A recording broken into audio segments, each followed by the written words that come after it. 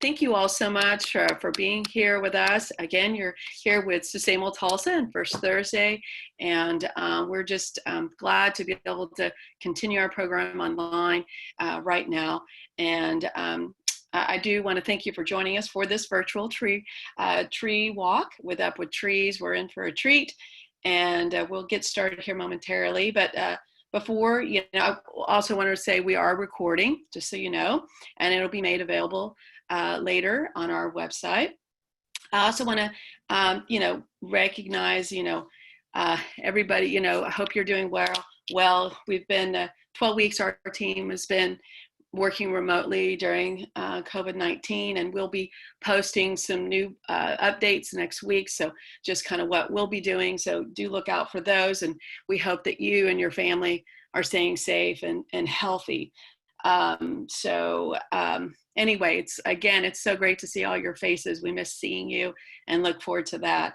I also did want to acknowledge, that nationally and locally, that as a community, again, we need to come together and hear the stories.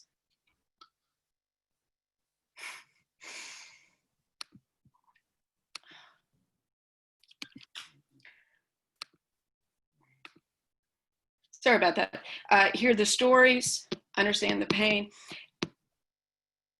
and ask for change.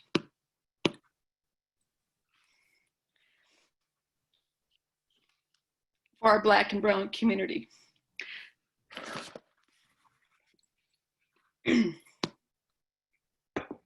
There's still an overt and subtle racism that still persists in our community.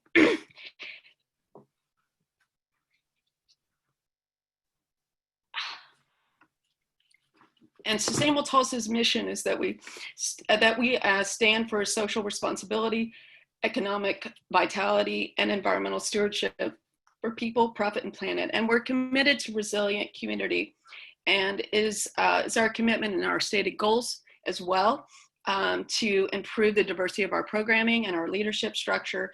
And so we are, taking steps to improve that. And I hope that each of you are doing the same in your own capacities. I ask you to listen, take action. So, okay, thank you. So anyway, it is so good to see all of you. I apologize, it's just a little emotional for me, but I do appreciate you being here. And we've got a lot going on. We've got a great program ahead of us, and we're excited we can offer you something that is positive that you can add in your lives, which is trees. So, we also are continuing to have programming on our website. We did pivot during Earth Day to offer some information about, living green. And so our Oklahoma Green Living page that was put together by Megan and input from our committee members. She rocked it out, but we still need to hear from you, things that you would like to see there, and continue to grow that resource for you. I also want to take a moment to thank all of our sponsors here, Adamantine Energy, American Waste Control, PSO, Cavanta, Grog's Green Barn, the Met, One Oak, Save Our Streams, Spirit Air Systems, TCC, and PSO Wind Choice. Truly, we could not present this program, put this program together without your support. So we thank you so much. And we also thank all of you for joining us. We wouldn't have a purpose for doing it if you weren't finding a value in this and joining us. So thank you all for being here today.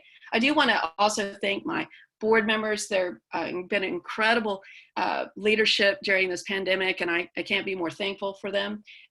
Who has joining us today, and I want to acknowledge them and give a wave if we can see you here as well. But again, they've just been amazing leadership during this time, and I thank them. Who has joined us today is Stephanie Cameron, Connor Carroll, Carolyn Janey, Rick Katarski, Aaron Larder, Mike Lemus, Matt Newman, Tracy Poe, Carrie Rowland, Pam Taylor, and Mike T. Thank you so much for being here, and give them a little silent wave if you can for their leadership. So we thank them. I also want to thank my amazing team. today and give a wave. Sarah Hicks, our scorecard coordinator there. We also have Megan Mott, our office assistant, give a little wave. She's helping us organize. And then of course, Megan Hurley, who is helping to put this program together for you. So give them a round of applause too. They've been an amazing team and have worked so hard during this remote and pandemic time. So also, I just want to again mention our Oklahoma Green Living page. It's not only chock full of great information for you, but it's also an opportunity for you to help support us during this time. And just $25 to show your support. And we're listing all the names of those that are supporting us. We hope today that you'll take a moment, if you can, to support us. We want that list. Not only it helps us support us financially, but it helps us support our community with the names and the list of people that are committed to wanting to live more sustainable lives here in Oklahoma. So thank you so much for taking a look at it, and we definitely would appreciate your support today. But don't want to take any more time, but because we've got such a great program, and so I want to introduce our speaker today. I've had the pleasure of knowing Steve over the years and seeing his presentations in multiple, small and large capacities. And it is, with great pleasure to invite him. To join us today. We've had a chance to partner with him at our last recharge to make it carbon neutral. And he and his team are just fabulous, and we appreciate the opportunity to get to collaborate on a project with them. Steve Grantham is the executive director with ITree. He has served in this role since July 2014 and was previously the director of operations for 6 years. He is certified arborist and serves as the board president for the Oklahoma Community Forestry Council, and we are thrilled to have him. So welcome, Steve. Thank you so much. Well, thank you, Corey. Thank you for that introduction, and certainly thank you for this opportunity to come present today. I'm going to see if I can share my screen here. Megan, can you make it where I can share it? Yes, 1 second.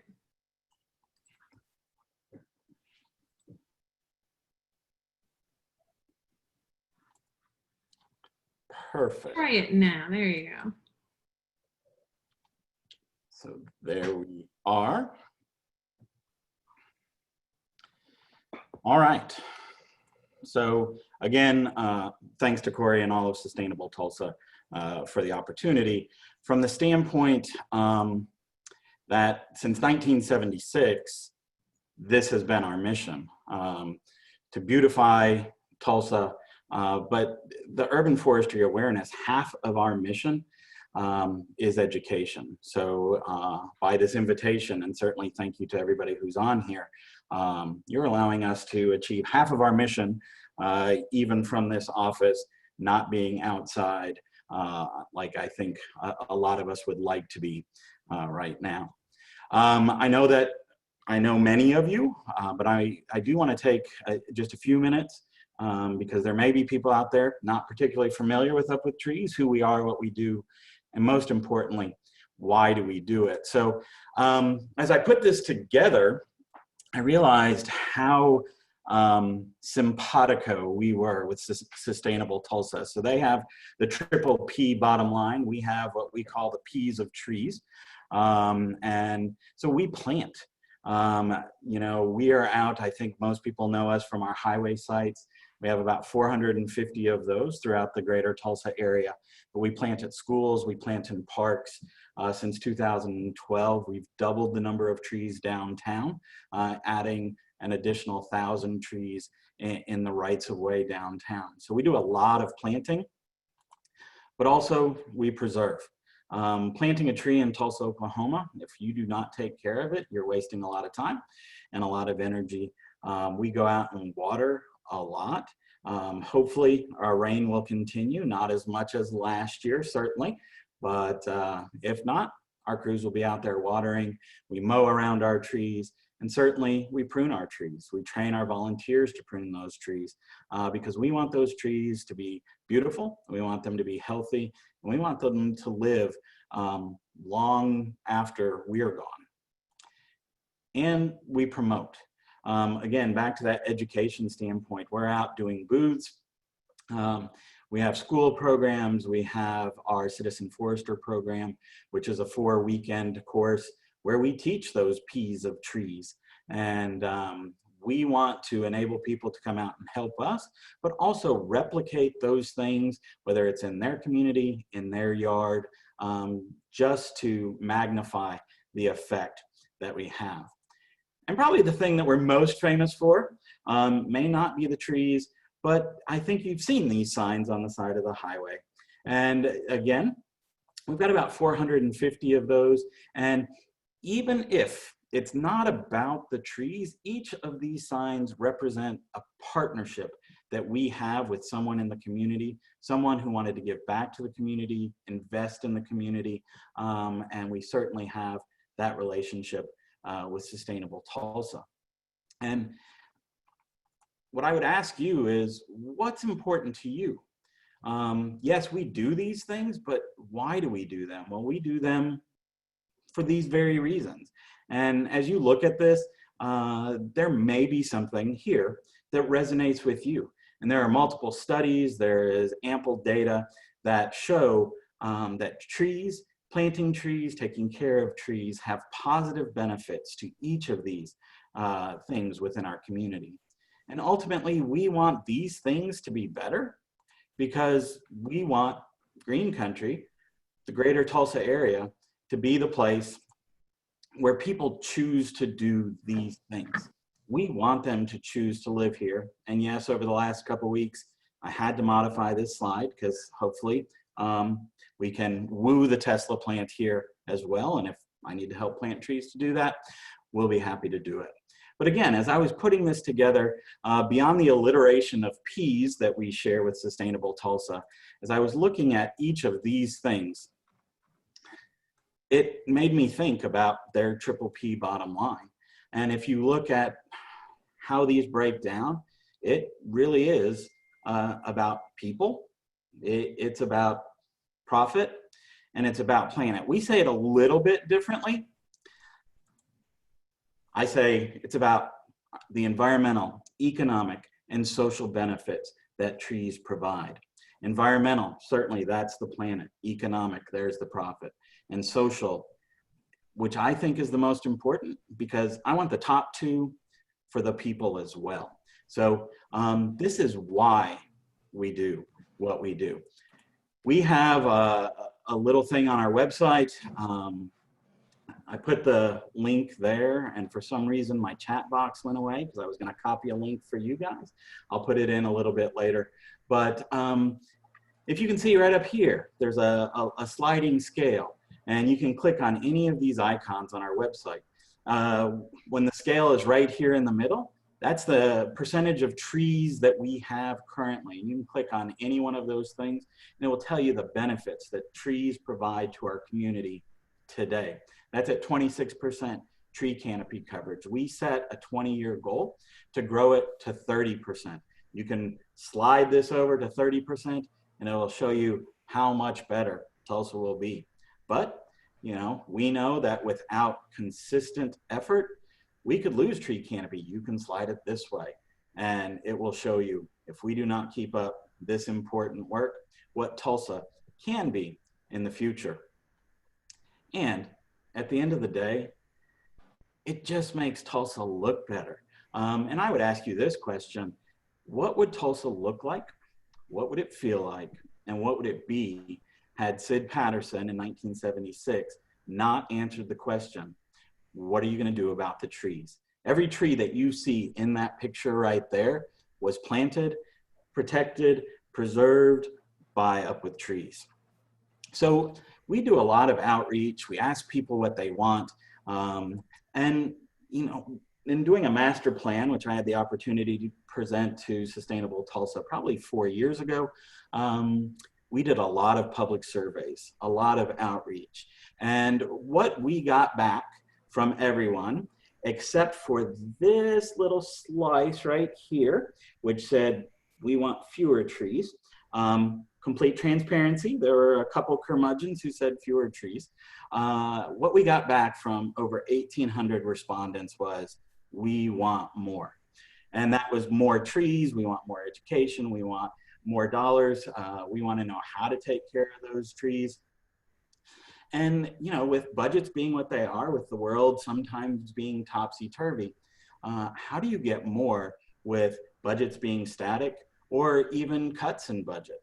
And so what we came up with was the idea that if we could all be more efficient, if we could all be more effective, we would certainly have a greater impact on our community.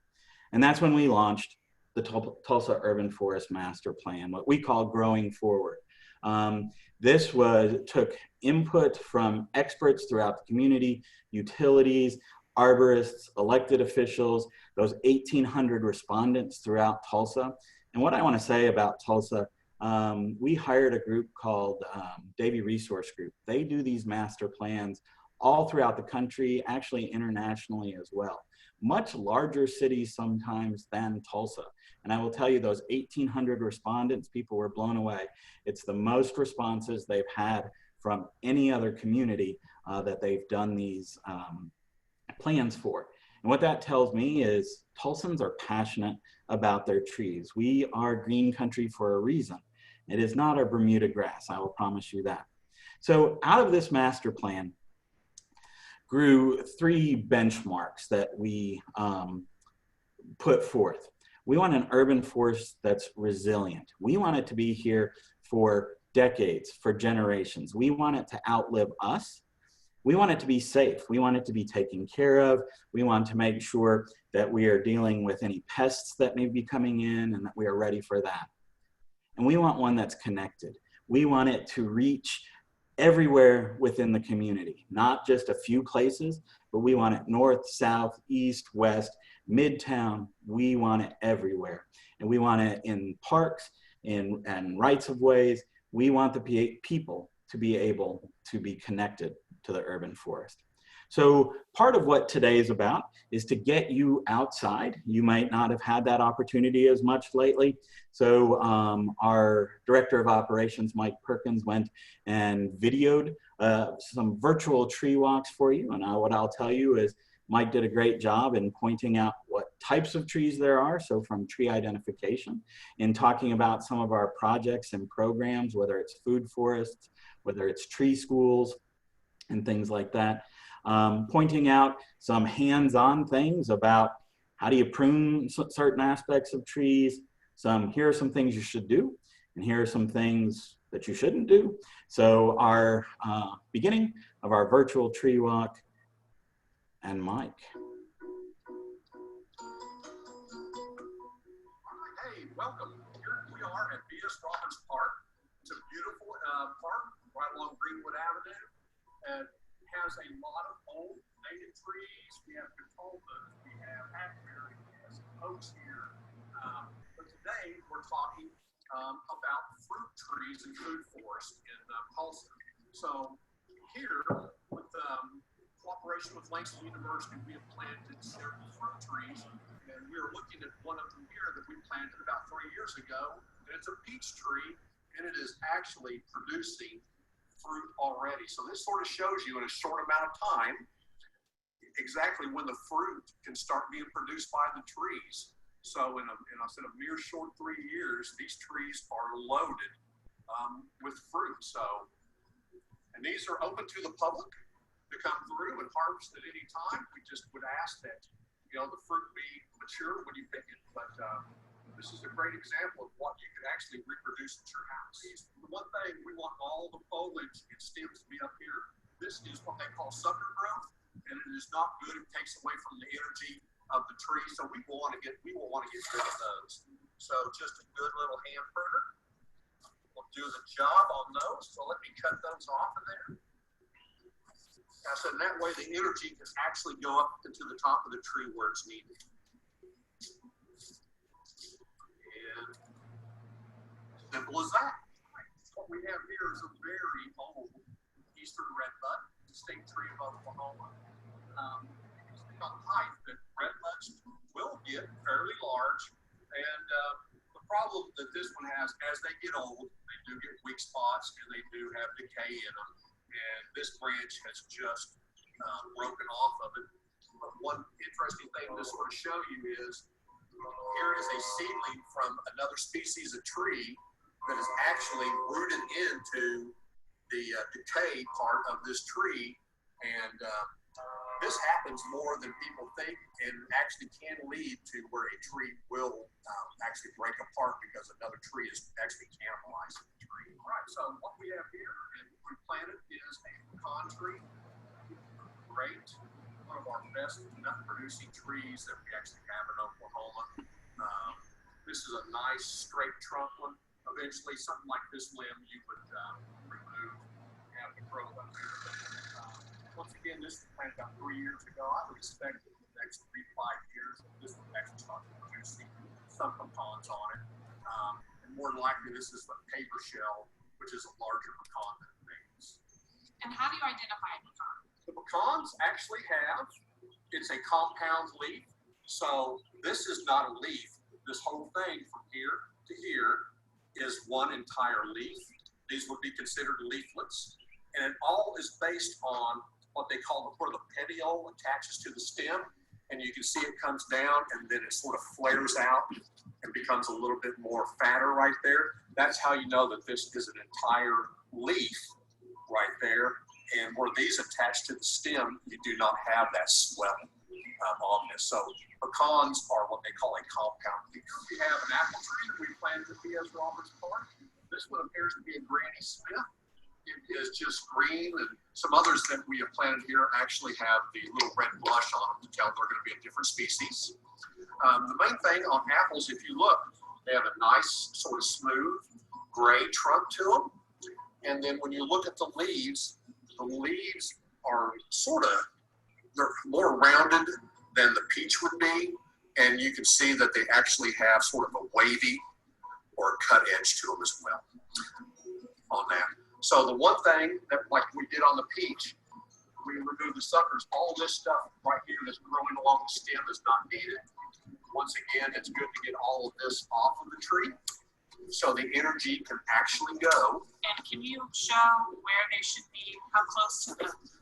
So how I like to do it is, you always want to put the cutting blade toward the inside, and then you can see right in here where the stem is swelled, and then it goes to this lighter color. We're going to trim just right outside that edge on there, and there is actually healing tissue right in that area that will actually heal over that.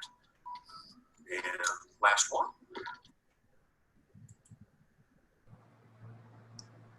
All right, and so this is a picture of the kickoff of B.S. Roberts, and the reason I included that, the tree right behind Councillor Hall Harper's head is that pecan tree that Mike was talking about. It's about almost doubled in size over the last 3 years. When Mike said it was 3 years ago, I actually had to go check because I didn't think it was that long ago. Time just flies. But, you know, as he had mentioned, this is in collaboration with Langston University. And in adding those fruit and nut trees, it was twofold. One, it was something that the community had requested. In conversations through the master plan, in talking to people, it was, why do we not plant more fruit and nut trees in parks? And so this was an answer to what the public wanted and what the community wanted. We want to make sure we are doing it for the people and not to the people. And this is what they had requested. But additionally, Langston every year hosts an Urban Agriculture Institute. And they said, we want some hands-on things when we bring people from all over Oklahoma who take this back to their school districts. We want some hands-on things that we can utilize for them. So this educational opportunity is not only happening in Tulsa, but it is magnified throughout the state.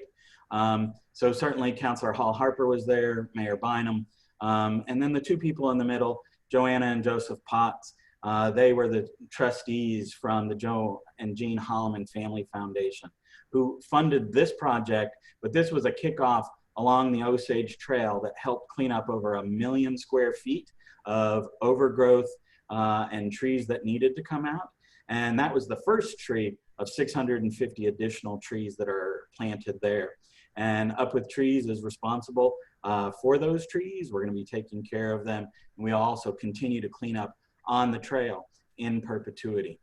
So in talking about Langston education aspects, what I want to talk about next is a program that we came up with a couple of years back, our Tree School program, and how we have the opportunity to add trees to schools and get kids connected to trees.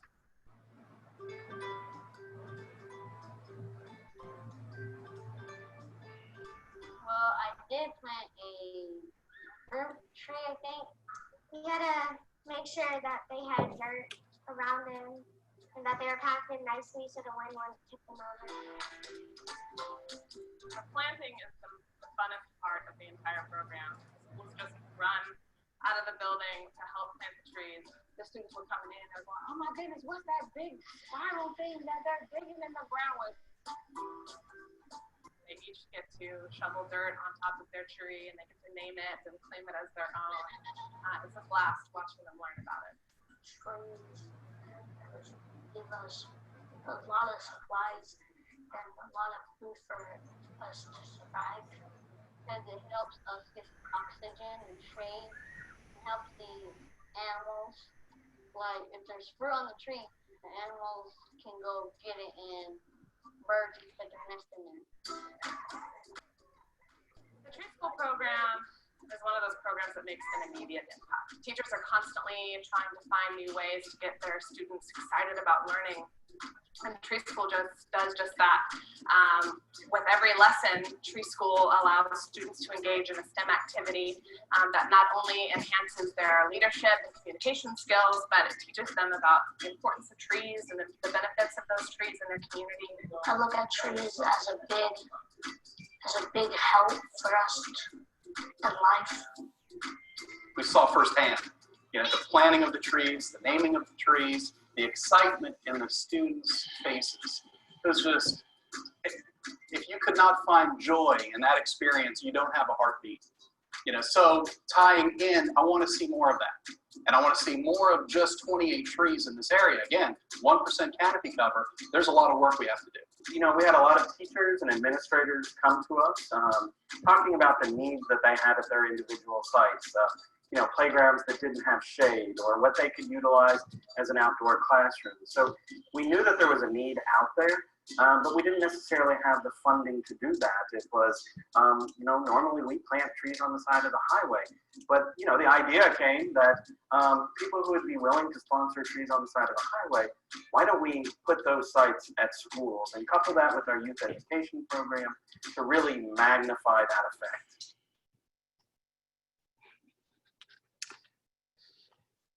And so one of the very first ones that we did was at Bell Elementary. And so our next video is Mike talking about some of the fruit trees there that are an outdoor education area there at Bell. Close to Admiral Sheridan, this is the project that we actually did. We put in a large food forest, but the whole campus, we put in 100 trees over here. So a lot went into this school. This is actually a plum tree that we have put in, and you can sort of see we are actually producing plums. And here is a real nice one that's actually starting to get the color on it right here.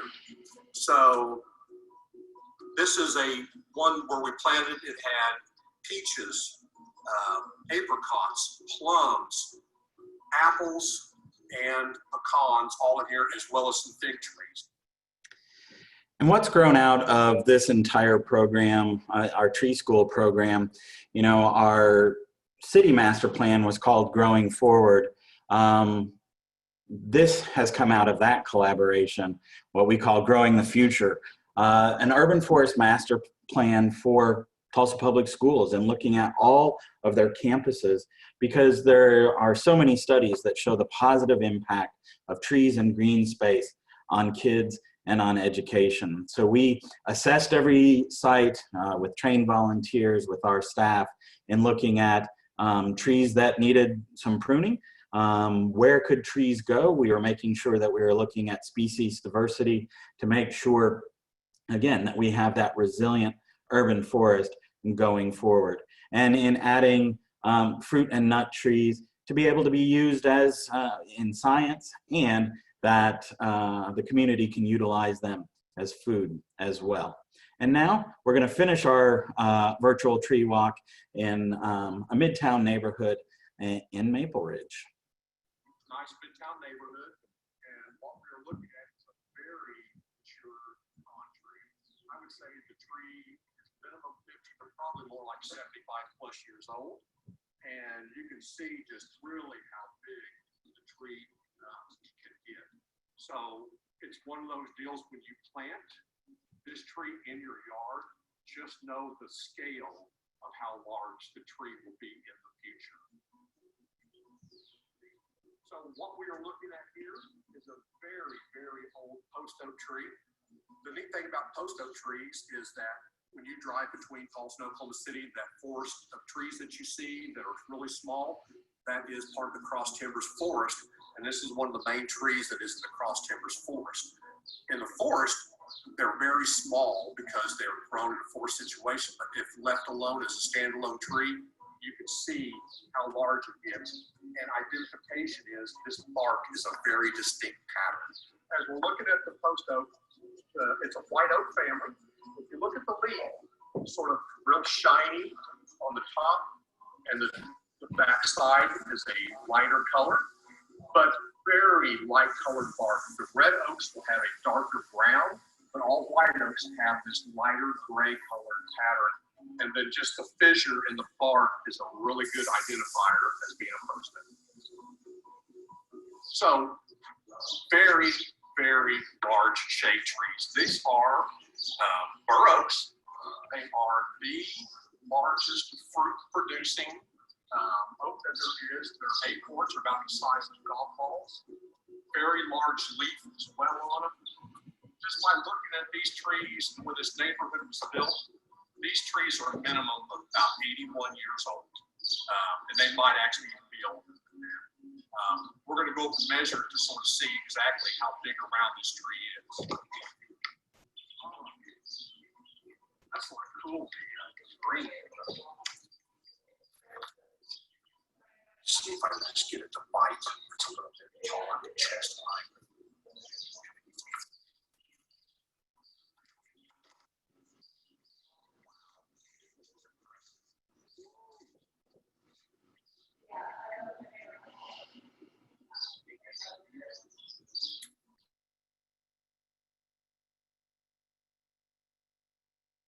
Diameter around, and if you converted that to inches, it is 15 feet 4 inches around on this tree.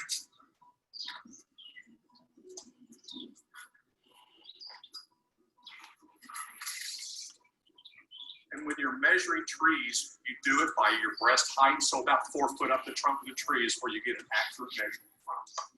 So one of the benefits of having large mature trees placed properly in your yard is the benefit that they give of actually shading the street. And what that will do, that slows down rainwater from running off too fast, plus it also cools the pavement down so you don't get that large heat island effect. Actually, the trees that we are looking at here going up the road are native ash trees. And as you can look at them, they actually have a very distinctive bark pattern on them. They go from a really sort of light, silvery gray and white to gray color, and it will be beautiful to see on them that the patterns can vary. One thing about ash trees is they do, the native ones, and very large, have a very distinctive bark pattern on them. Once again, deep furrows in the bark, and you have this color of a gray, but it also will have splotches in the tree where it's a lot lighter color, where it actually is a more of a white or an off silver color. And the patterns can be distinctive per tree. So they will not be the same, but once you notice that pattern of discoloration on the tree, it's a very good idea that you are looking at a mature ash tree. So I'm going to stop the walk there in considering time. But if you would just think about how Maple Ridge looked, how it felt. That's what we want all throughout our community. So you might be asking, how can you help? Advocate. We know that we're kind of in unprecedented times, and as people are looking at budgets, trees need a voice. They can't talk, so let's talk for them. And we know from a public health standpoint, from an environmental standpoint, an economic standpoint, how important trees are to our community. Certainly when things get some semblance of normal, come out and volunteer with us. Fortunate for you, we don't need volunteers tomorrow for watering since it's going to be 99 degrees, but we'll be out. So hopefully this fall or winter, things are back to normal. And certainly we can use your support. All that we've been able to do over the 45 years that we've been around is because of the generosity and the advocacy of our community. So in closing, I want to go back to what's important to you, but I want to ask this question more corporately, because I think with your being on here, with our partnership with Sustainable Tulsa and all of those things, I think the question is, what's important to us all? And I think that we can safely say that is a more sustainable Tulsa.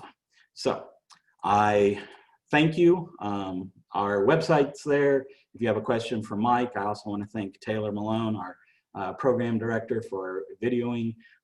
If you want to send us an email or anything else like that. And again, Corey, thank you for the opportunity. Thank you so much. And some great videos there. And we'll be sharing this recording and maybe able to put the other videos somewhere else as well for people to be able to access. And some great questions are coming through. And thank you again for what you're doing to help make Tulsa more sustainable and adding to that tree canopy. So we have several questions coming in. And we'll just start, I think you can see them there as well, but, one of the things, yeah. Are we gonna give them time to ask questions while we introduce our booth? Yes, let's do that. That's a great idea. Perfect. Okay, I'm gonna share my screen again. Give me 1 second, guys. Oops. We're having technical difficulties on my end. 1 second. So, yes, I shared that screen. Okay. Well, everything just went away. Well, while she's trying to pull those up there, just tell me when you're ready, Megan. But some great information there, and I'm sure Steve, on your website, you've got additional information on how to take care of trees and things like that. And I got these up, so we'll take the questions here in just a minute. Okay, so oops, the first one is, I don't know why it keeps doing this. PSO. So Mary, I'm trying to find you. Give me 1 second here. Perfect. Can you hear me okay? Yes, hi. Oh, great. Okay, good afternoon, everyone. My name's Mary Foley, and on behalf of PSO, we just wanted to remind you that PSO has many great ways that you can manage and save your energy.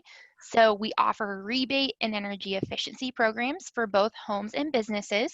So you can visit our website listed on the bottom line there, powerforwardwithpso.com, for more information about all of our programs and to get in touch. So thanks for your time. Thank you, Mary. Now we have American Waste Control. Is Amanda on? I don't think she's joined. This is Jessica, so I will talk for her. I'm Jessica with American Waste Control, and for people that don't know, we actually have 3 sister companies, American Waste Control. We also have our landfill, American Environmental Landfill. So if people didn't know about that, it's a landfill out in Sand Springs, and we are a waste to energy landfill, but we also have about 15 total acres. And since we've taken over the landfill, we've done a lot to restore the land and planted trees every year. At this point, there's about 15 acres of trees. We planted over 200 last year, and we plant more trees every year. So we do We have dogwood, redwood, and pine that we plant on a regular basis. Also, it's the home of American Therapeutic Writing Center, which is a local nonprofit that gives scholarships to people to provide therapy through horseback riding out there. It's a beautiful location. If you've never been out there, we do give tours. This background is a picture of the area. So contact us. There's Amanda's contact information at the bottom, and I'll also put my information in the chat if you guys have any questions. Thank you. Thank you, Jessica. We really appreciate it. We have Covanta, which I don't think they were able to join us today. This is just an update on their programs. Of course, during the COVID-19 pandemic, they've been making donations to Iron Gate and other area organizations. So next we have the Met. Allie, are you there? If Allie is not, that's okay. So just give you an update. If you haven't checked out their website recently, metrecycle.com, they have a new website called Recycle This, and they have a new location. So go check out those items. Their new location is at 21st and Garnett. It's in the Plaza Santa Cecilia Indoor Mall parking lot. It's on the southwest corner of 21st and Garnett.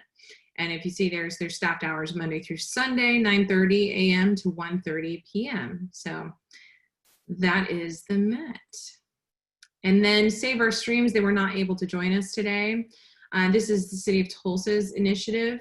If you want more information about Save Our Streams, it's on the cityoftulsa.org website. I think it's cityoftulsa.org/SOS. If you ever see Justin Daggers out there, or Jaggers out there at our booths at TCC, he's got tons of information, and it's a great program.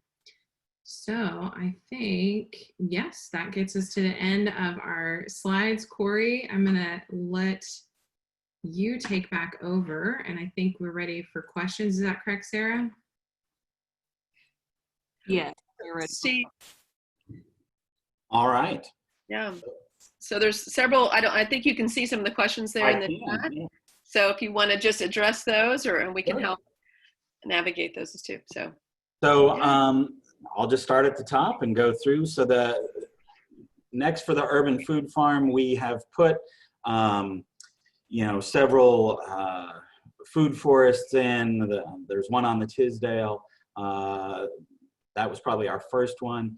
What I would say on any future plans, and I think that this is just how far we've come in this process.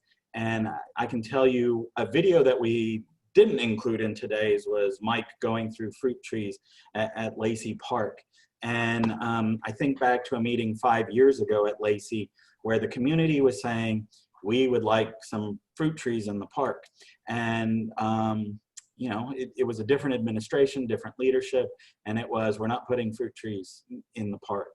And it has changed almost 180 degrees from the standpoint. I got a call, I believe it was last year, and on that Osage Trail project, it was, did you install any fruit and nut trees on it? And on the trail itself, I said absolutely not, because that was park property and I knew how they felt at that time. And they said, wait, no, because under the new city plan for sustainability, they want 7% of all trees planted in parks to be fruit and nut bearing trees. So it is a complete shift. And so as we work with City Parks Department and the city, and over years, you will see fruit and nut trees all throughout the city on city property. How can we make sure we're hiring the right tree trimmers? Yes, I love trees, but I hate ugly trees. And one way to make them ugly is to prune them terribly.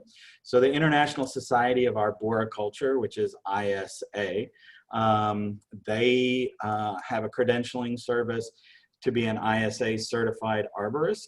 And if you would look up their website, I was trying to do it through this process. Maybe somebody on my staff who's listening at the moment could do that and drop it into the chat. But you can put in your zip code and you can find ISA certified arborists within your community. And again, that's international. So if we have anybody joining us from outside the United States, there are certified arborists in lots and lots of countries.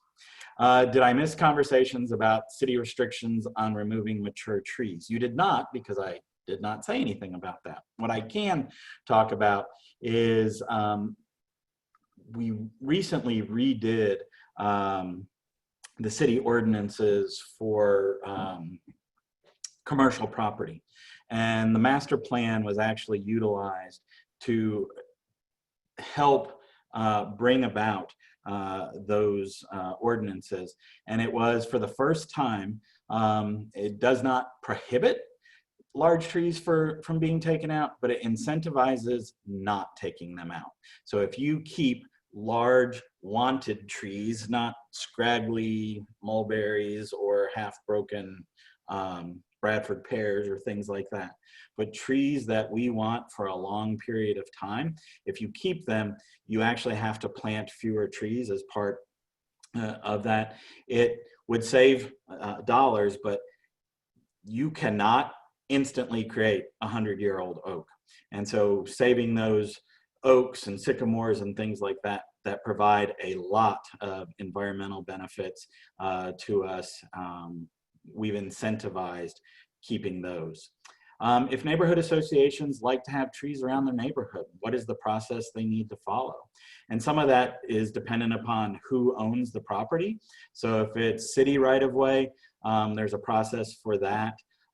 If it's owned by the neighborhood association, you know, it's making sure that you pick the right trees, right tree, right place, which our friends at PSO would certainly want you to follow, making sure that when you plant trees, you look at how big they're going to become, and so they won't be growing into power lines and things like that. If anybody from a neighborhood association would like to reach out to either Mike or myself, we'd be happy to help you through that process and just kind of talk you through what that might be.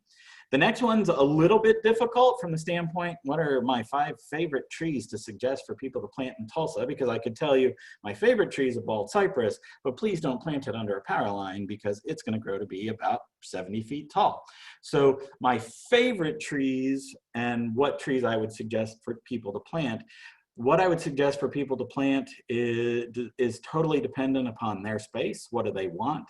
Do they want screening? Do they want flowers? Do they want things like that? I can tell you PSO has a great guide, their tree tips guide, which you can Google. If I have a second before we get off of here, I'll try to drop that in as well, that link to that, but it lists trees by small, medium, large. Are they flowering trees? Are they evergreen? But those are all trees that certainly grow well in Tulsa. And then are the fruit trees being sprayed for insects? They are not. And I know that this is potentially an issue, but in looking at the scale and scope of going and spraying all of these things and different requirements, whether it's organic spray and just what different places would utilize, we are doing structural pruning on all of these trees at 3 years old. And that's a big deal on fruit trees as well, to make sure that there's enough wind and air that can go through and keep the susceptibility to disease down. Let me scan down further and see if any other questions. Would you not suggest keeping mulberries in that case? Not necessarily. I almost hit myself when I said mulberries at that point in time. It may not be the perfect place for the mulberry.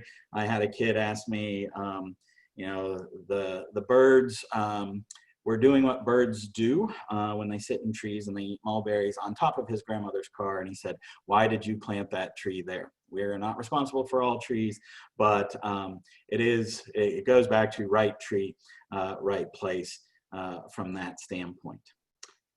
So I see Sean has listed the credentials for ISA.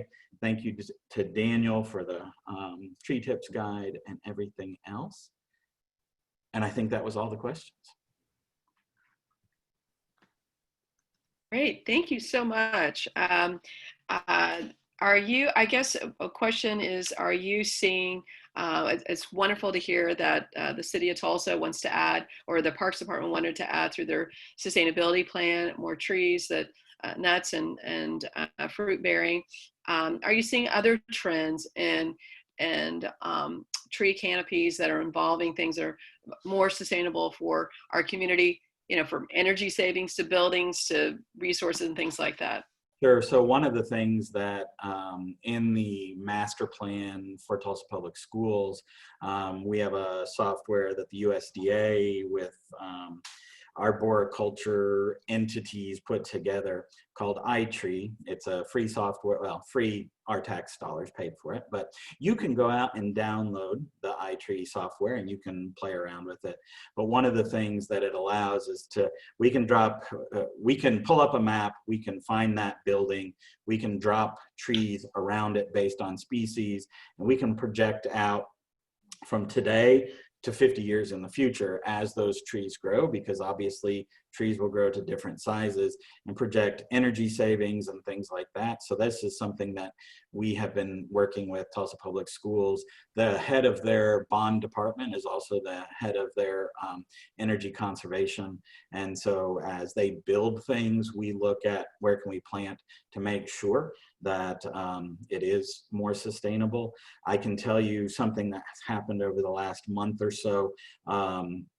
In the midst of the pandemic, we got an email that the city was reconstituting a tree committee, and it is people from streets and stormwater and INCOG, you know, city planning, engineering, up with trees, the utilities, so ONG, PSO.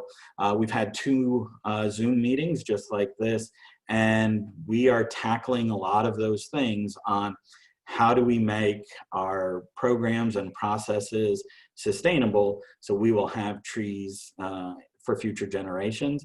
And that goes to carbon sequestration, ozone mitigation, you know, mitigating stormwater runoff and things like that. You know, Anna America, as the director of parks, has reached out because, you know, the administration is looking at everything from a data-driven standpoint, which is great, because there's a lot of data that show what trees bring. And it was, if we look at health disparities between zip codes, and some of those being cardiopulmonary, asthma, things like that, it's how can we make the case to plant more trees in areas to benefit those things. Great. Well, thank you so much. I know we're kind of at time here, but Steve, I always learn so much from you and get inspired and love to hear the progress of education around the value, the people, profit, planet value of trees, and how many of our community, our organizations and leaders are also seeing those benefits and following up on those. And I know that also you have as well, you have a giveaway of today. Do you know about that? Okay. Maybe. I have an expo marker to, no. No. I am not aware of said thing. Okay. Megan, maybe you can hop in here. Yes. So we have, I didn't realize I was going to have to say what it is. I know there's a book and there's a bowl. Hold on. Taylor, are you there? She might have hopped off. I know they have a watch party going on, right, Steve? Okay. Well, what I have is that there is, if Taylor's not with us, you have a handcrafted wooden walnut bowl by local woodworker Paul Stevenson as a giveaway gift today, and a Forest Trees of Oklahoma book that you have available that as a gift. And I think Megan has randomly picked a number and found a winner.